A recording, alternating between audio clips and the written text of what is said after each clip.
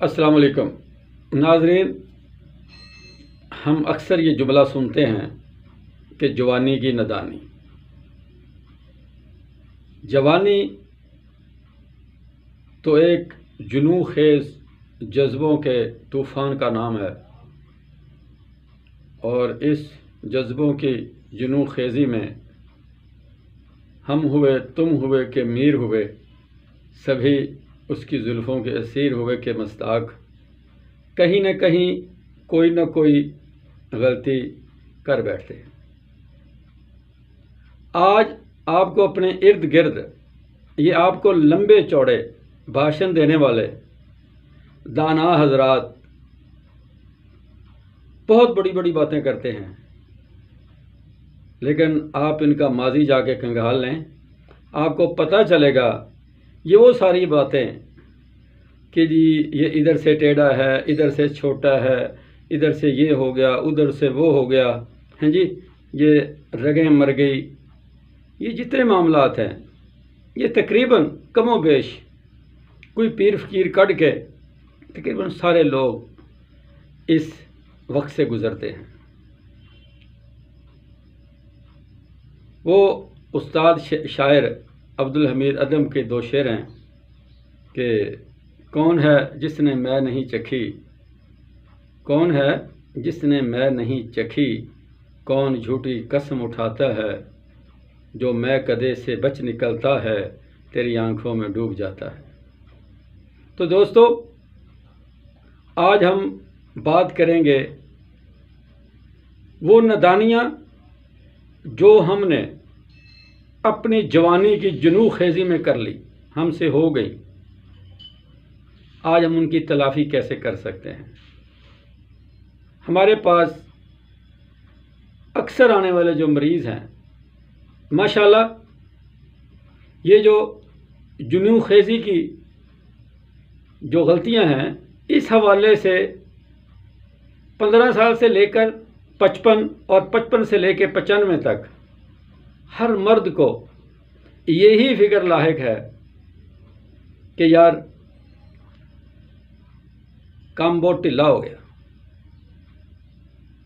ہاں جی ٹھلا ہو گیا۔ کیا ٹھلا ہو گیا؟ اللہ کے بندو، جب آپ کے اعضاء ڈھلے ہو گئے، آپ کے قوا، آپ کی حسیات وہی ڈھلے ہو گئے،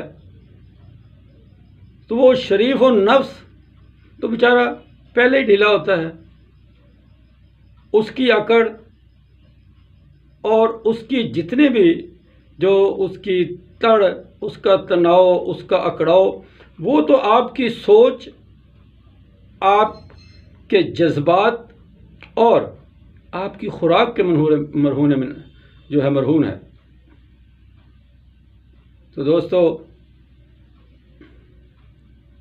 یہ جنون خیزی جو ہے جس سے ہم سب گزرے ہیں، اس میں جو ہم سے ہو جانے والی نادانیاں ہیں، ان کے اثرات سے ہم کیسے نکلیں؟ خواہ وہ اپنے ہاتھوں اپنے پاؤں پہ خود کلہاڑا چلانے والی بات ہو، یا جسے نہیں کہتے خود کشی، دوسرے لفظوں میں اپنے جذبات کی، اپنے اعضاء کی، اپنی جسمانی طاقت کی، اپنی حسیات کی، جو ہم نے وہ خود گزیدگی کی ہے، اپنے آپ کو خود مارا ہے، اس کے اثرات سے کیسے نکلیں؟ اس کی تلافی کے حوالے سے ہم آپ سے 2-4 باتیں کریں گے، کچھ ایسی معروضات پیش کریں گے جن پہ غور و خوض کے بعد آپ اپنی خوراک بدل کر، اپنی عادات بدل کر، اور کچھ گھریلو یا معال جاتی لوازمات اپنا کر، اپنے اثرات سے نکل کر نفسیاتی طور پہ، ذہنی طور پہ، بدنی طور پہ آپ ایک خوشحال، خوشگوار اور صحت مند زندگی گزارنے والے بن جائیں گے۔ اس حوالے سے سب سے پہلا پوائنٹ وہ تو نفسیاتی ہے۔ رات گئی، بات گئی، کل کیا ہوا بھول جائیں، اس کو یاد رکھیں زندگی صرف آج کا نام ہے۔ گزری کل میں کھوئے رہنے والے آگے نہیں بڑھ سکتے، اور آنے والی کل میں مصروف رہنے والے لوگ اپنی آج جو ہے اس کو سنوار نہیں سکتے۔ لہذا کامیاب انسان وہی ہے ہر لحاظ سے جو اپنی آج کو بہتر بنانے کی فکر کرتا ہے۔ لہذا گزری کل کو بھول جائیں۔ آپ نے دیکھنا یہ ہے کہ جو ہوا ہم نے اس کا خاتمہ کیسے کرنا ہے، جو نقصانات ہیں ان کا ازالہ کیسے کرنا ہے، جو غلطیاں ہو گئی ہیں ان کی تلافی کیسے کرنی ہے۔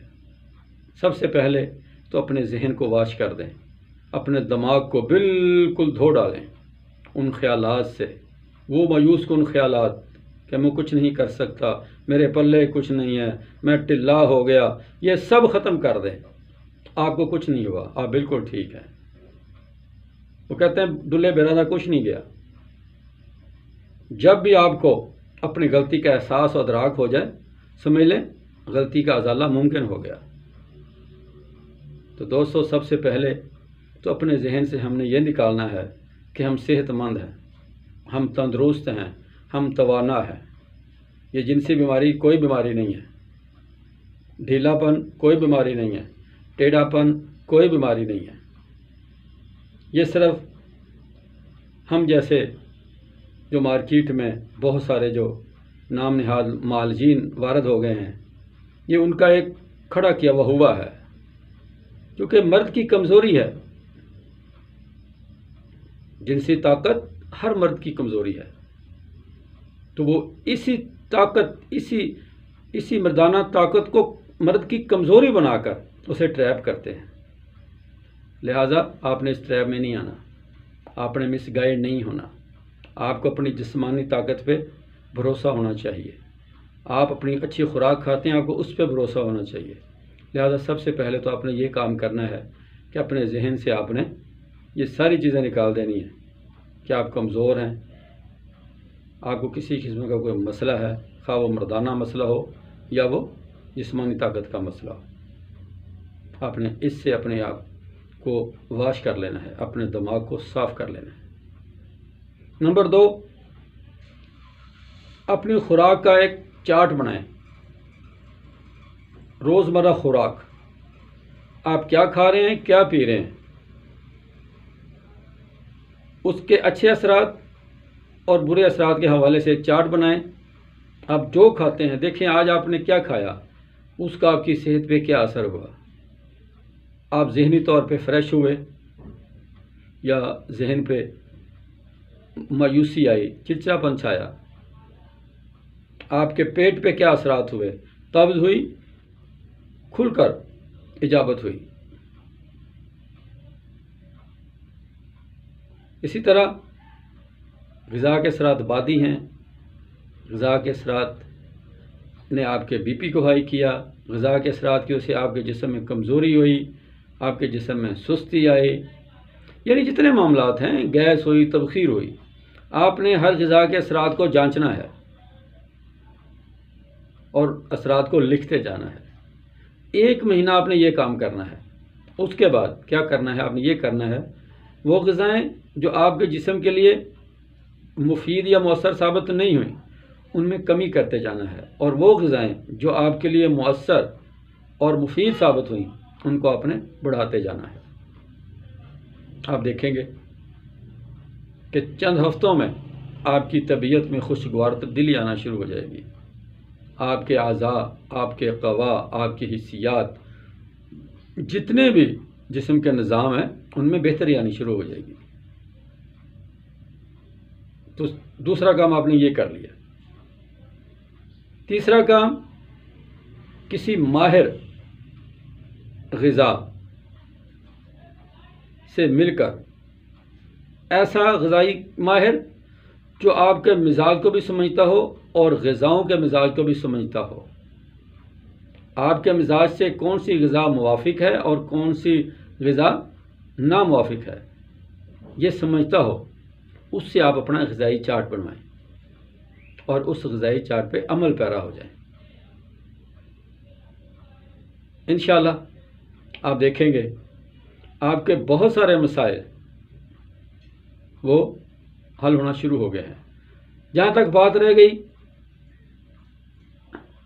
شریف النفس کی کہ وہ کمزور ہے، ٹیڑھا ہے، ڈھیلا ہے، تو دوستو یہ مثال آپ پودے کی لے لیں۔